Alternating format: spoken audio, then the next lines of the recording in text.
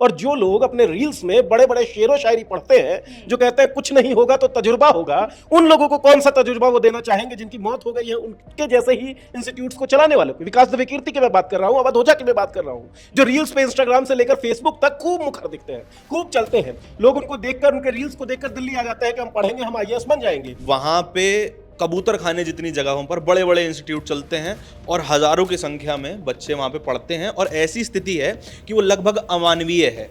वहां पर बैठ के तसल्ली से फोकस नहीं किया जा सकता। वहां पे 100 बच्चे, 150 बच्चे एक एक क्लास में ठुस के बैठे हैं और वहां पे लेक्चर चल रहे हैं, लोग पढ़ रहे हैं। कि ये तमाम लोग आपको यूट्यूब चैनल्स के ऊपर, इंस्टाग्राम के ऊपर, फेसबुक के ऊपर रील्स में कितने ही बड़े बुद्धिजीवी दिखे, कितने ही बड़े टीचर्स दिखे, लेकिन असलियत ये है कि ये लोग धंधेबाज हैं जिनको केवल धंधे से मतलब होता है। आप एक नाला बगल से जा रहा, उसके बगल में किसको बेसमेंट बनाने की जिम्मेदारी, उसको कैसे संभव है?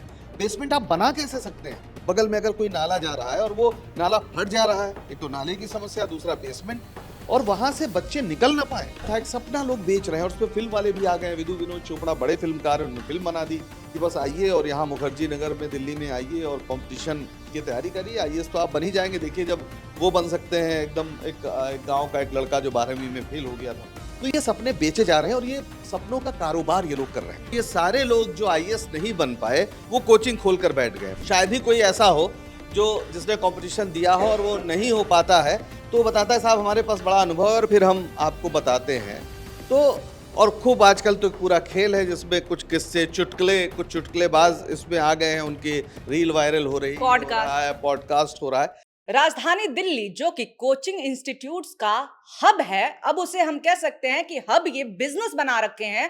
और यहाँ पे जो स्टूडेंट्स आते हैं वो आते हैं सपने लेकर के, लेकिन अंत में स्थितियां ऐसी हो जाती हैं कि नाले का पानी बेसमेंट में घुसता है, उस बेसमेंट में बच्चे मौजूद होते हैं, उनकी मौत हो जाती है। और जिम्मेदार जो लोग हैं, 1-2 लोग को अरेस्ट कर लिया गया है, लेकिन राजनीति जो जिम्मेदार है इसके लिए, और मीडिया जिसने ऐसे मुद्दों को लगातार दबाया है, वो लोग, उनकी जिम्मेदारी कब तय होगी? जो भी कुछ हुआ है राजेंद्र नगर में, दिल्ली में आईएएस इंस्टीट्यूट है, राव इंस्टीट्यूट, वहां पे बच्चों की मौत हो जाती है, 3 बच्चों की हुई है। और वो जो लोग हैं वो सबके सब मध्यम परिवार से आते हैं, मध्यम वर्ग से आते हैं। उनके जो माता पिता हैं वो लगातार मीडिया से बात कर रहे हैं। खुद स्टूडेंट्स जो हैं वो नाराजगी जता रहे हैं कि जब इतनी खराब स्थिति थी तो इतना नाम और लाखों का फीस कैसे था। इस पूरी बात पे चर्चा करने के लिए हमारे साथ मौजूद है नीरज जी, पंकज जी हैं, धारण है हमारे साथ। सर, सबसे पहले आपके पास में आऊंगी। लगातार जो छात्र हैं उन्होंने भी कहा था कि यहाँ पे दिक्कतें हैं। जो माँ बाप हैं वो भी अब कह रहे हैं कि हम तो लाखों का फीस देते हैं, हमें तो पता ही नहीं था कि इस तरह की स्थितियां हैं। मैंने कई मीडिया संस्थानों का खोल करके लिंक देखा कि टॉप जो बेस्ट इंस्टीट्यूट है कोचिंग के, उसमें राव एकेडमी का नाम है। ये लोग किस आधार पर टॉप बना रहे थे, और जिम्मेदार फिर क्यों ना हम सबको माने? बिल्कुल सबको मानना चाहिए, और सबसे बड़ा सवाल यही है। दिल्ली में कुछ दिनों पहले करंट लगने से एक छात्र की मौत हो गई। उसके बाद नाले का पानी बेसमेंट में घुसता है, छात्र मर जाते हैं। कोई आवाज नहीं उठती। उस तबके से कम जिस तबके के का प्रतिनिधित्व ये लड़के कर रहे हैं, लड़कियां कर रही हैं, जो आते हैं तैयारी करने के लिए, और जो लोग अपने रील्स में बड़े बड़े शेरो शायरी पढ़ते हैं, जो कहते हैं कुछ नहीं होगा तो तजुर्बा होगा, उन लोगों को कौन सा तजुर्बा वो देना चाहेंगे जिनकी मौत हो गई है उनके जैसे ही इंस्टीट्यूट्स को चलाने वालों को। विकास दुबे कीर्ति की मैं बात कर रहा हूं, अवध ओझा की मैं बात कर रहा हूं, जो रील्स पे इंस्टाग्राम से लेकर फेसबुक तक खूब मुखर दिखते हैं, खूब चलते हैं। लोग उनको देखकर, उनके रील्स को देखकर दिल्ली आ जाता है कि हम पढ़ेंगे, हम आईएएस बन जाएंगे। आज जब ऐसी घटना हो गई है, वो लोग क्यों चुप बैठे हुए हैं, ये भी बहुत बड़ा सवाल है। और इस सवाल का जवाब भी है निवेदिता।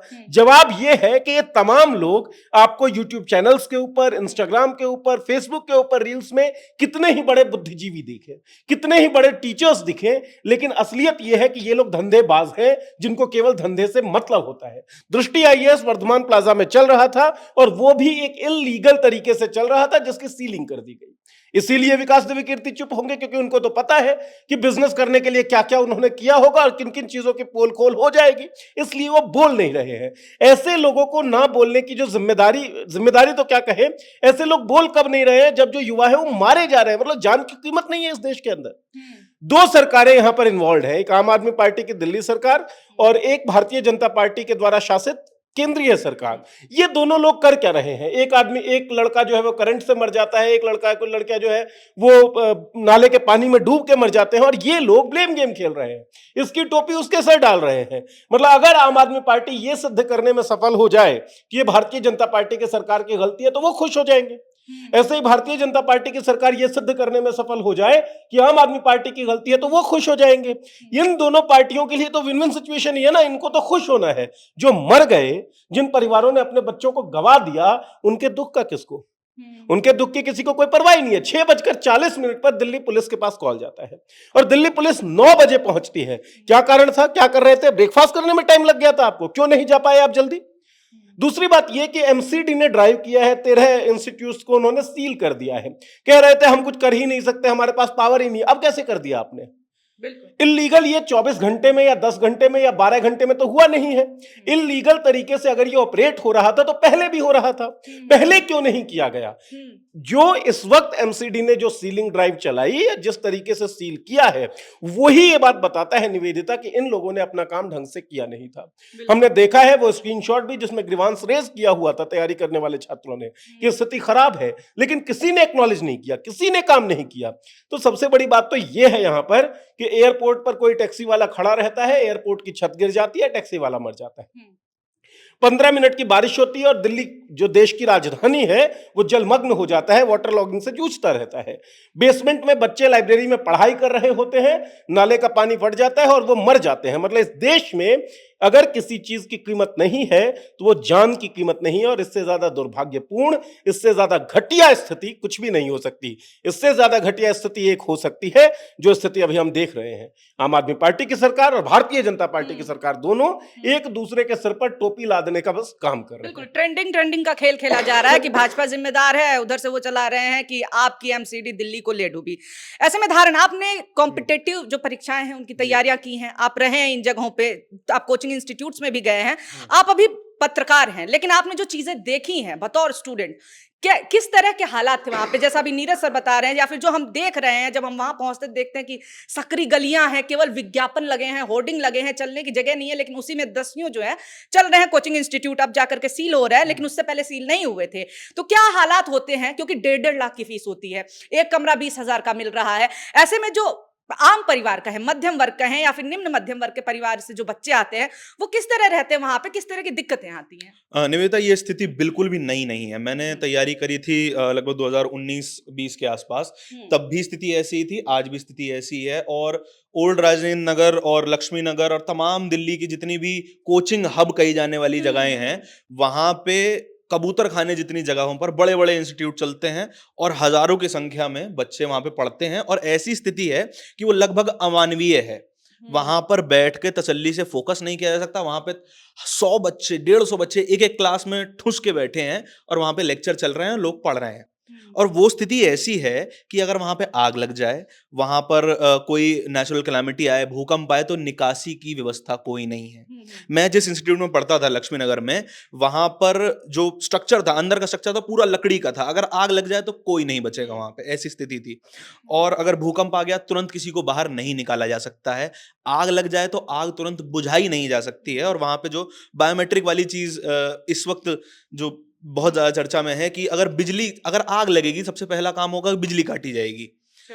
और बायोमेट्रिक के बिना कोई दरवाजा खुलेगा नहीं। सभी के सभी छात्र वहीं पर जो है अनफॉर्चुनेटली वहां पे मारे जाएंगे। वही स्थिति राउज में हुई थी और हमारे इंस्टीट्यूट में भी वही थी। 2019 में भी बायोमेट्रिक वाला सिस्टम था और शायद स्थिति बेहतर हो गई होगी, लेकिन 2019 में और अब जो खबरें सामने आ रही हैं वो बिल्कुल सेम है। कोई जो है बदलाव नहीं है। वहां पर बच्चे लाख लाख रुपए, मेरी फीस लकीली 90,000 की थी और मेरा खर्चा इसलिए कम था क्योंकि मैं दिल्ली में ही रहता था, मेरा कुछ रहने खाने का खर्चा नहीं होता था। लेकिन एक मेरा दोस्त था, वो लखनऊ से आया था, वहां पे उसकी थोड़ा बहुत जमीन थी, माँ बाप ने आईएएस की तैयारी करने के लिए भेजा था और घर की जमीन बेच के भेजा था। बहुत थोड़ी सी जमीन है, तो उस समय कितना ही मिला होगा, 3-4 लाख रुपए मिला होगा, तो सब फीस में भर दिया, बाकी बच्चे का रहना खाना और तमाम चीजों में खर्च हो गया। और वो अनफॉर्चुनेटली वो लड़का जो है आईएएस नहीं क्रैक कर पाया और अब क्या ही कर रहा है, वो कुछ नहीं कर पाया अपने जीवन में। थोड़े बहुत अब भी वही कॉम्पिटिटिव एग्जाम दे रहा है। लेकिन जो खून पसीने की कमाई माँ बापों की ये इंस्टीट्यूट चूस रहे हैं, वो उसको अपने ब्रोशर्स में दिखाते हैं, AC classes, world class facility, world class तमाम स्टडी मटेरियल। ऐसा कुछ भी नहीं है। 90% क्लासेस, मैं फिर बोलूंगा, अमानवीय ढंग से चल रही हैं। बिल्कुल, धारण ने जो कहा कि अनफॉर्चुनेटली वो क्रैक नहीं कर पाया आईएएस, और दिव्य कीर्ति जैसे लोग होते हैं वो कहते हैं कुछ नहीं करते जो कमाल करते हैं। तो ये बातें हवा हवाई हैं, उन पे भी हम वापस आएंगे। लेकिन सर, एक दिल्ली का भी तो दुर्भाग्य देखिए, केवल कोचिंग इंस्टीट्यूट्स जो हैं वो बिल्कुल जिम्मेदार हैं जिस तरह की स्थितियां थी, लेकिन ये भी तो है कि नाले का पानी इतना ज्यादा बढ़ जाता है 2 घंटे की बारिश में। जब ठंडियां आती हैं तो ठंड आते ही हो जाता है कि भाई सांस नहीं ले सकते आप दिल्ली में। गर्मी आती है तो इतनी भयंकर आती है कि पानी की किल्लत हो जाती है, सरकारें नहीं अवेलेबल करा पाती हैं। मॉनसून का सीजन आया है, चलना मुश्किल हो गया है, लोग मर जा रहे हैं। दिल्ली इतनी दुर्भाग्यशाली कैसे हो गई? ये दिल्ली ही नहीं निवेदिता, पूरा जो हमारा विकास का मॉडल है, हम्म। और सिर्फ दिल्ली नहीं, किसी भी शहर में अब पानी अगर बारिश हो जाए आधे घंटे तो वो शहर डूब जाता है। वो इसलिए डूब जाता है कि कहीं पर भी वो कच्चे इलाके नहीं बचे हैं जिस पे पानी स्टोर होता। जो तालाब थे उस पर कब्जा हो गया है, वहाँ प्लॉटिंग हो गई है, कॉलोनीज बन रही। पहले क्या होता था कि शहर में चारों तरफ बहुत से ऐसी खाली जगह होती थी जहाँ पानी स्टोर हो जाता था। अब क्या है कि पानी निकल ही नहीं पाता। हालांकि यमुना बगल में है, हमारी दिल्ली के बीच में बल्कि हम कह सकते हैं, उसमें पानी जा सकता है, लेकिन वहां तक पानी आए कैसे? जो यमुना लगभग सूखी आमतौर पर पड़ी रहती है। लेकिन आधे घंटे के अंदर अगर बड़े बड़े इलाके, नॉर्थ प्लेस के आसपास इस कदर बाढ़ आ जाती है, पानी भर जाता है। आपने मिंटो ब्रिज के नीचे का हाल देखा, दसियों साल से एक ही तस्वीर उसमें आती है कि कोई बस फंसी हुई है या कहीं भी। तो हमारे पूरा जो विकास की सोच है उसमें एक बड़ी समस्या है। हम हर जगह संगमरमर लगा देना चाहते हैं, टाइल्स लगा देना चाहते हैं।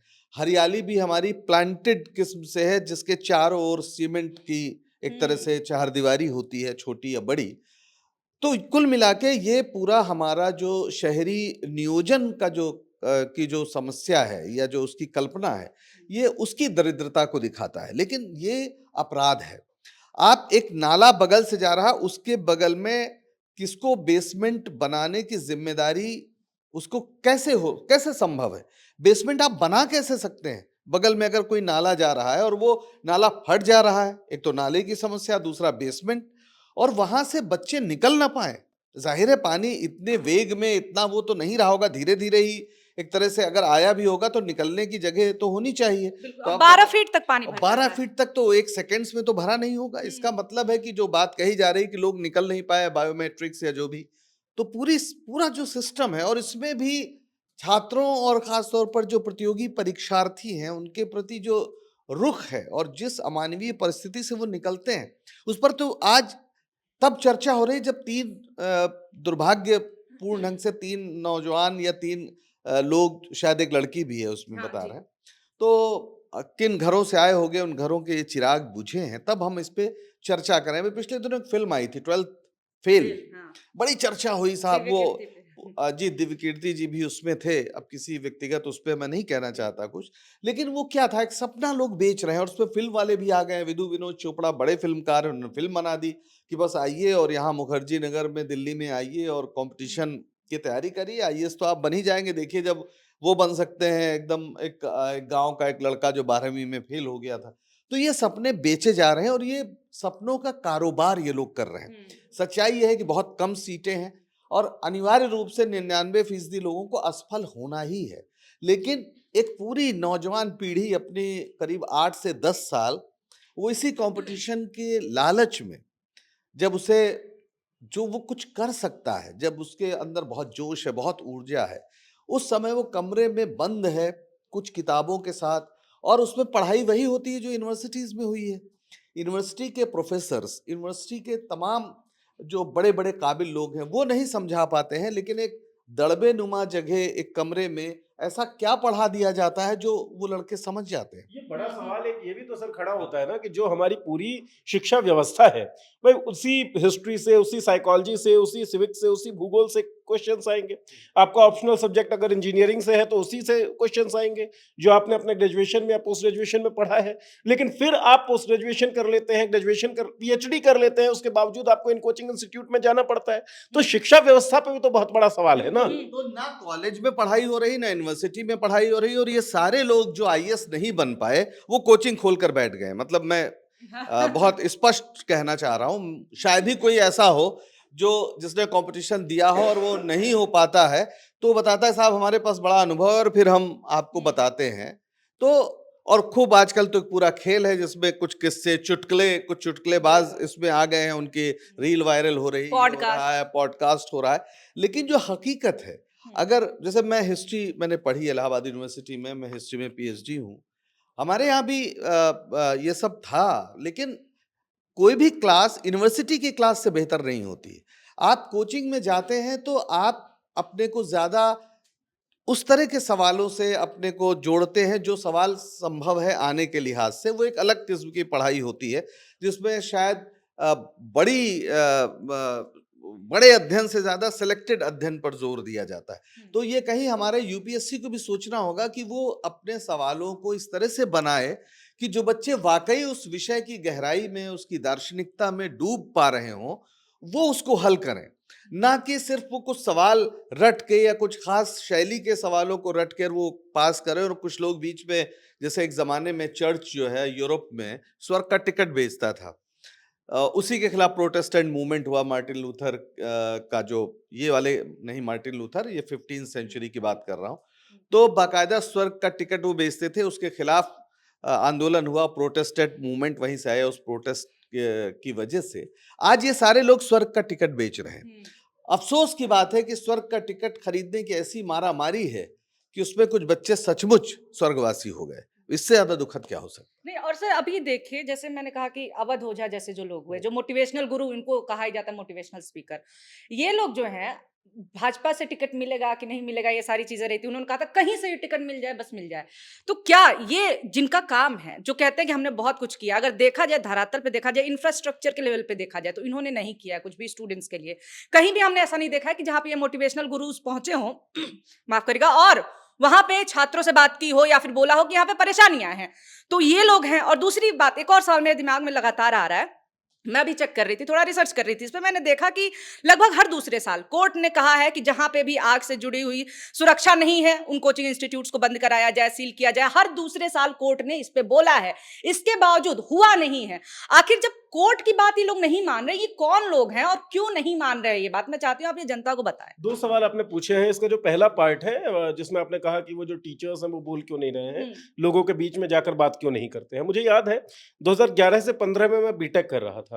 हम लोग ब्लड डोनेशन कैंप ऑर्गेनाइज कर रहे थे और हमारी टीम का एक बहुत अच्छा लड़का वो बीमार पड़ गया। वो फाइनल डे आ नहीं पाया। तो जो हमारे प्रोफेसर थे, जिनके दिशा निर्देश में, जिनके मार्गदर्शन में हम ब्लड डोनेशन कैंप लगा रहे थे, उनका, नीरज यार वो नहीं दिख रहा है। मैंने कहा वो बीमार है सर। उस दिन हमारा ब्लड डोनेशन कैंप होने वाला था निवेदिता। उन्होंने कहा कि पहले हॉस्टल चलो, उस लड़के से मिलते हैं, क्या तबीयत उसकी खराब हुई। वो गए, उसके साथ बैठे, उसकी पूरी जितनी देखभाल कर सकते थे उतनी देखभाल की और उसका प्रॉपर केयर हो सके वो उन्होंने सुनिश्चित किया। और फिर वो आए, फिर ब्लड डोनेशन कैंप हुआ। और ऐसे तमाम एग्जांपल्स मुझे लगता है आप सबके पास होंगे। जब जो हमारे पढ़ाने वाले टीचर्स थे वो हमारा ख्याल रखते थे। मैं हॉस्टलर रहा हूं और हम देखते थे किस तरीके से टीचर्स हमारे लिए बिल्कुल माता पिता की तरीके से अवेलेबल रहते थे। हर टीचर नहीं होता है, लेकिन कुछ तो होते थे। कोचिंग इंस्टीट्यूट में पढ़ाने वाले जो लोग हैं, उनको टीचर कहना ही बहुत बड़ी गलतफहमी है और बहुत बड़ी गलती है। वो लोग टीचर नहीं है। मैंने पहले जवाब में जो कहा था, ये धंधेबाज लोग हैं। और यहां पर यूपीएससी क्रैक करके आईएएस बनने का सपना देखने वाले या एसएससी के एग्जामों को क्रैक करके गवर्नमेंट सर्विस में जाने का सपना देखने वाले जो लड़के हैं या लड़कियां हैं, वो इनके स्टूडेंट्स नहीं है, वो इनके कस्टमर्स हैं। तो कस्टमर्स और बिजनेस के बीच में क्या वो रहता है, संबंध रहता है। कस्टमर का बिजनेस तभी तक सम्मान करेगा जब तक आप उसकी सेवाएं खरीद सकते हैं, उसको कुछ मुनाफा दे सकते हैं। जो मर गए वो तो दोबारा यूपीएससी की तैयारी करने के लिए आएंगे नहीं, तो वो तो आपके लिए फायदे का सौदा है ही नहीं। दूसरी बात, अगर आपने ये बोल दिया तो आपने जो धंधे का मंदिर खड़ा किया हुआ है वो तो बंद हो सकता है, क्योंकि तमाम जो लीगल प्रोविजंस है उसको आपने वायलेट किया है। इसीलिए तो 13-13 सीलिंग्स हुई है ना आप भी, इसीलिए तो कोचिंग इंस्टीट्यूट को बंद किया जा रहा है। अब जो आपका दूसरा पार्ट है क्वेश्चंस का, ये कौन लोग हैं जो कोर्ट के आदेश के बाद भी नहीं कर रहे हैं। कोर्ट के आदेश का जो इम्प्लीमेंटेशन है, कोर्ट ने एक फैसला दिया, इन लोगों को वो करना था।